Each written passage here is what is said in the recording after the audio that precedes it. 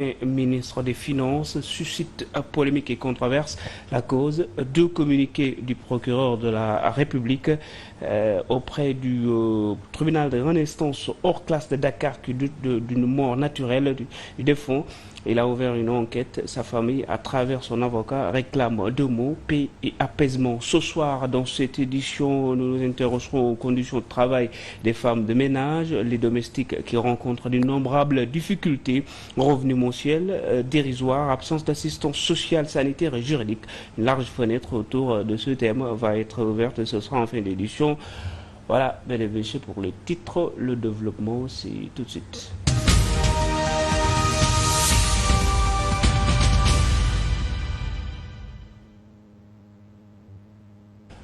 Bienvenue dans cette édition. Le décès de l'ancien ministre des Finances, Mamadou Moustapha Abba, dont le décès survenu en France, a soulevé des interrogations qui ont conduit le procureur de la République auprès du tribunal de grande instance hors classe de Dakar à ouvrir une enquête afin de déterminer les causes de sa mort. Le procureur a immédiatement ordonné une autopsie. Cette procédure vise à fournir des réponses claires sur les causes ayant entraîné la mort de Mamadou Moustapha Abba. Dans un autre communiqué, le procureur de la République relève que le décès de l'ancien ministre relève plusieurs éléments de nature à attester que la mort n'est pas naturelle. Une enquête est ouverte pour le moment et que la levée du corps prévue ce dimanche à l'hôpital militaire de Ouakam est renvoyée à une date ultérieure selon le communiqué signé par le procureur de la République aujourd'hui. Et puis, restons toujours sur le décès controversé du ministre des Finances, Mamadou Moustapha Abba. La famille réclame sa dépouille pour pouvoir procéder à son inhumation. Maître El Hadj Diouf, son avocat, dit ne pas comprendre la procédure enclenchée par l'État du Sénégal, notamment le parquet. Selon lui, cette autopsie n'a pas lieu d'être. Il affirme que la famille n'a pas porté plainte et que la mort n'est pas un crime. On l'écoute. Article 66, Code de procédure pénale du Sénégal, chapitre 1er, qui parle des crimes et des délits flagrants. Donc, le procureur nous amène dans le cadre d'une situation de crime. Et ici, on nous dit, en cas de découverte d'un cadavre, qu'il s'agisse ou non d'une mort violente, mais si la cause en est inconnue ou suspecte, l'officier de police judiciaire qui en est avisé informe immédiatement le procureur de la République. Donc ici, il s'agit d'une plainte déposée auprès d'un officier de police judiciaire qui saisit immédiatement le procureur de la République. Où est la plainte de la famille? Qui a déposé une plainte dans la famille? Personne. Donc l'officier de police judiciaire n'est pas saisi, pour qu'il puisse à son tour saisir monsieur le procureur de la République. C'est la raison pour laquelle nous demandons aux autorités, et notamment à monsieur le procureur de la République, de permettre l'inhumation sans délai de Mamadou Moustapha Abba, ce haut fonctionnaire de l'État. Cet homme de dimension exceptionnelle ne mérite pas ce traitement. Elles sont toujours sur ce décès de l'ancien ministre Mamadou Moustapha Abba. Proches et amis étaient à l'hôpital militaire de Ouakam. Ils étaient venus, mais finalement, la levée du corps a été reportée. Ils sont restés, ils lui ont rendu hommage. On les écoute. Moustapha est un homme bien. Quand on dit que quelqu'un est un homme bien, c'est juste parce qu'il est bien. Le reste maintenant, avec ce qu'il a fait de bien, le service qu'il a rendu à des gens qui n'ont jamais su qu'il les a rendu des services, je sais qu'on peut en tout cas être optimiste que Dieu va l'accueillir au paradis. Je présente mes condoléances à toute la famille vraiment de Moustapha et prier que le Tout-Puissant l'accueille au paradis. Moustapha a été un grand commis de l'État. Moustapha a été un grand financier, je dirais, qui a conduit à la transformation du ministère des Finances. Je dirais pas, on n'a pas les tenants et les aboutissants, mais ce qu'on veut dire, c'est que la famille, ses amis, le Sénégal, de bien, réclament le corps de Moustapha pour qu'on puisse passer à autre chose, à ses prières. Je vais parler de quelqu'un avec qui j'ai grandi. C'était une personne exceptionnelle. Je fais partie des personnes qui ont partagé ces derniers moments. On a même reçu nos décorations le même jour. Mamadou Moustapha Ba a beaucoup investi dans le social. Il a aidé des malades à se soigner, que ce soit ici au Sénégal ou à l'étranger. Nous prions pour le repos de son âme. La campagne électorale des élections au 17 novembre 2024, la coalition PASTEF avec le Premier ministre Ousmane Sonko était à Diourbel. Il a été accueilli massivement par les jeunes. Il invite, lui Ousmane Sonko, tous les jeunes à vulgariser les réalisations du gouvernement à travers leur plateforme digitale, mais aussi les jeunes ont réclamé quelques doléances. C'est un reportage de Moussa Mané. Le pays est sur de bons rails. Sous l'ère du président Bassirou Diomaye Faye, a déclaré Ousmane Sonko devant les jeunes de Diourbel. Il les invite cependant à mettre en valeur les réalisations du gouvernement à travers leur plateforme digitale. La plupart des médias sénégalais sont dirigés par des mercenaires. On leur paye pour diaboliser tout ce que fait le gouvernement. Mais heureusement que nous sommes à l'ère des réseaux sociaux, qui sont aujourd'hui beaucoup plus puissants que les médias traditionnels. Ousmane Sonko a aussi soutenu que le Sénégal dispose de toutes les ressources, mais aussi bénéficie d'une certaine stabilité. Des émissions de télé sont tenues en longueur de journée dans les chaînes de télévision. Des débats qui, selon lui, ne mènent le Sénégal nulle part. Ils disent qu'il n'y a pas d'emploi dans le pays, que les jeunes conduisent des motos Jakarta, que les secteurs de la santé et de l'éducation sont au plus mal. Nous avons compris tout cela, parce que la situation est la même partout.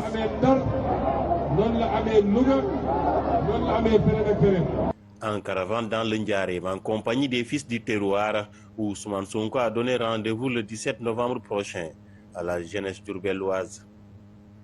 Après Diourbel, Ousmane Sonko est allé à Pire. Il a rencontré beaucoup de jeunes là-bas.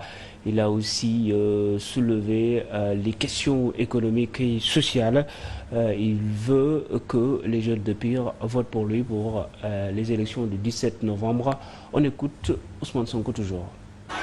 xam ngeen ñu ngi 2024 fii ak ñeenti at ak genn wàll nañ demaat élection présidentielle président Diomaye daf leen ne woon ñam leen ñu seet xam nga loolu la waxoon bu ngeen ñu joxee assemblée nationale gannaaw bi ngeen ñu joxee pouvoir exécutif dinañ ñëwaat fii en 2029 ngeen war ñu xayma bu dee li ñu waxanteeg woon ak yéen nekkuñu ci sanction leen ñu ngeen seet keneen ku ñu gën waaye man li ma leen mën a garantir am réew kenn du ko tabax ci benn fan kenn du ko tabax ci benn at waaye saa su ngeen xëyee ngeen seetlu li ñuy liggéey di ngeen xam ni fi ñu jëm fi ñuy yóbbu réew mi dinañu toog ba dootuñu ñee beneen réew ci àdduna loolu moo ci am solo waaye nag dañoo toll ci jamono mottali bi mooy lan mooy assemblée nationale bi nga xam ne ca la ñuy wotee loi yi te président bu toog te mënul voter ay loi mënul doxal kon assemblée nationale boobu gaw ma ni waa Pire dinañ ko xañ président Diomaye Faye. On s'excuse de cet élément Wolof, on va y revenir dans nos prochaines éditions, mais restons toujours pour le moment avec PASTEF, le mouvement des Doomu Dara patriotes qui maintiennent leur position sur la loi criminalisant l'homosexualité débattue durant des années. Le MODAP affirme que les députés de PASTEF portent toujours le combat contre l'homosexualité. S'ils entrent à l'Assemblée nationale, il faut tout de suite voter cette loi. On les écoute, sinon on va aller avec eux. Kadior Cissé. Pendant que la campagne électorale bat son plein avec les rassemblements populaires, le mouvement des Doomu Dara patriotes du parti PASTEF, lui, fait le choix de tenir un symposium dans lequel l'agenda national de transformation Sénégal 2050 était soumis à la réflexion des Doomu Dara et des sommités intellectuelles des universités.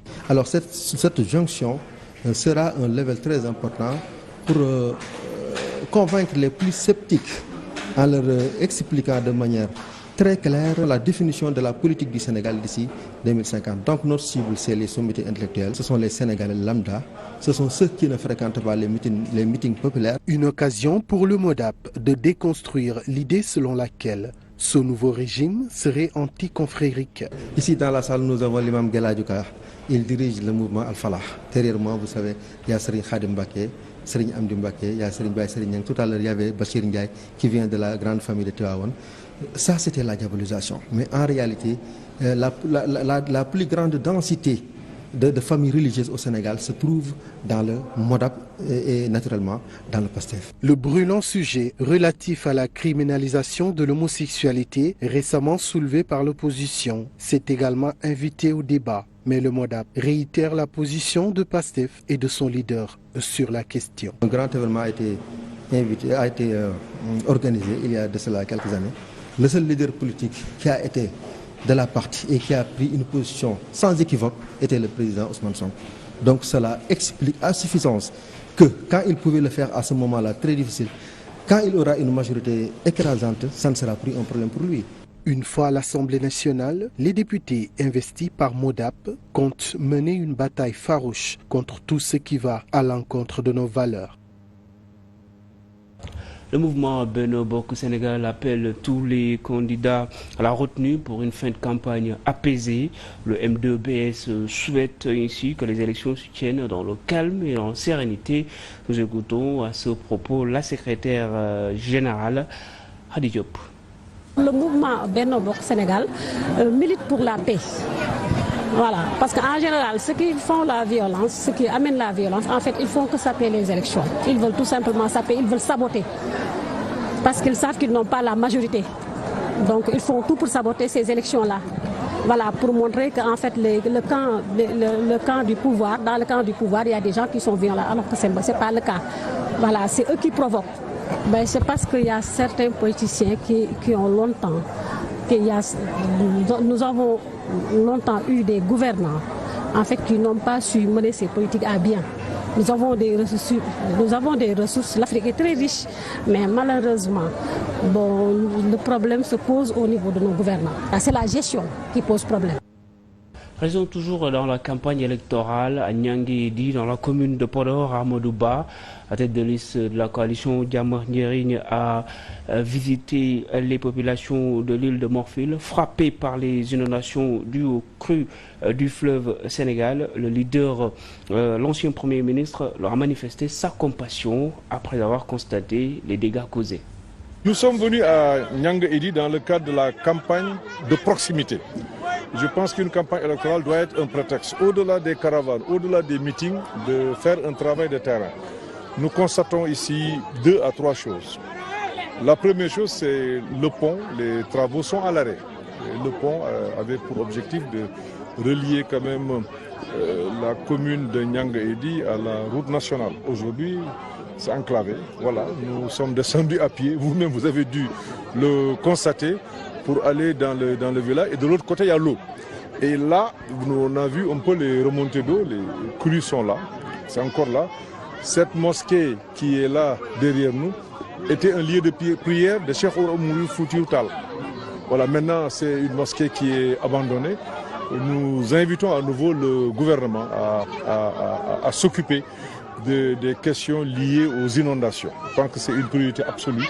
Elle est même vitale. Parce que là, il y a des populations qui ne parviennent plus, en tout cas, à assurer le minimum.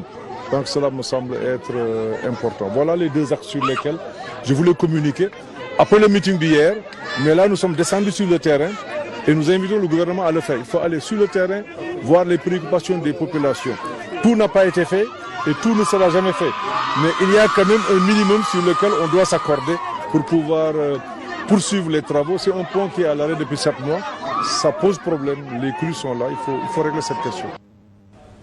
Le président de la République, Bassirou Diomaye Faye, a quitté Dakar ce matin pour se rendre à Riyad, en Arabie Saoudite, pour assister à l'organisation de la coopération, au sommet de l'organisation de la coopération islamique arabo-musulman, le 11 novembre, consacré à la Palestine et au Liban. Ceci pour la paix et la stabilité du Proche-Orient. C'est un récit de Omar Thiam. La Oumma islamique lance un élan de soutien et de solidarité envers la Palestine et le Liban. À travers un sommet extraordinaire à Riyad, l'Organisation de la coopération islamique se penche sur l'épineuse question de la paix dans ces deux pays. Attendu à ces rencontres, le chef de l'État, Bassirou Diomaye Faye, aux côtés de ses homologues issus des 56 autres États membres, essaieront de renforcer le soutien et la solidarité de la Oumma islamique envers ces pays et à promouvoir une paix durable dans la région. La bande de Gaza, en proie à une guerre ravageuse depuis plus d'1 an, voit son voisin, le Liban, être affecté par la même situation. Presque 3000 morts et 13 000 blessés. Rien que pour ce dimanche, une frappe israélienne visant Al-Mat dans la région de Gibel a fait 12 morts, dont 3 enfants, a indiqué le ministère dans un communiqué, ajoutant qu'il s'agissait d'un bilan provisoire. Un bilan qui ne cesse de s'alourdir dernièrement, tout comme celui de la bande de Gaza. Le nouveau rapport du Haut Commissariat de l'ONU aux droits de l'homme détaille également un large éventail de violations du droit international qui, pour beaucoup, pourraient être assimilés à des crimes de guerre, des crimes contre l'humanité et peut-être même à un génocide. Selon les chiffres de cette organisation, 70% des victimes de cette répression de l'Israël sont des femmes et des enfants. Les chiffres provisoires font état de plus de 180 000 morts. Le sommet extraordinaire s'ouvre ce lundi et est très attendu de la communauté arabo-islamique. Le livre est intitulé « Le voyage soufi ». Il est écrit par Imam Nangassar lors de la cérémonie de dédicace. L'auteur a expliqué le sens et la portée religieuse de l'ouvrage. Nous écoutons Imam Nangassar au micro de Mor Cissé. Un livre qui essaie d'apporter des réponses spirituelles à toutes les questions que tout le monde peut se poser. Et donc c'est un supplément de littérature qu'on apporte sur les étagères des bibliothèques du Sénégal. Et donc c'est un ouvrage qui vient apporter une touche de spiritualité dans un monde emporté par les vagues de la modernité. Essayer de spiritualiser les visions et de donner des points de repère pour ceux qui veulent s'engager dans la voie spirituelle. Principalement, il s'agit de l'histoire du soufisme dans une première partie, histoire de donner un peu des points de repère à ceux qui ne connaissent pas ce domaine. Ensuite, il y a ce qu'on peut appeler les prérequis, ou en tout cas les 2 piliers du cheminement spirituel, c'est-à-dire la quête éternelle de savoir et la pratique de la religion, mais dans sa dimension méditation et zikr. Et la 3e partie est consacrée à ce qu'on pourrait appeler la finalité de la quête soufie. La finalité de la quête soufie, c'est cette humanité dans notre quotidien, dans nos actes de tous les jours et dans les interactions que nous pouvons avoir avec les autres.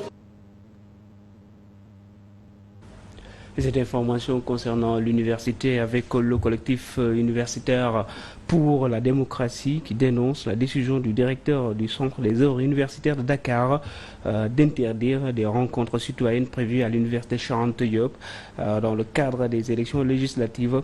Ces rencontres qui devaient se tenir du 11 au 15 novembre visaient à informer et à sensibiliser les étudiants sur la citoyenneté électorale, indique le communiqué.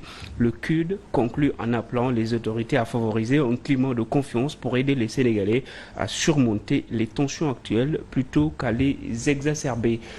On le disait en début journal, les domestiques rencontrent beaucoup de difficultés dans leur travail. Le Centre de recherche et d'action sur les droits économiques, sociaux et culturels met en place un projet d'appui stratégique des travailleuses domestiques. L'objectif est de valoriser le statut de ces travailleuses domestiques. C'est un reportage de Oumar Thiam.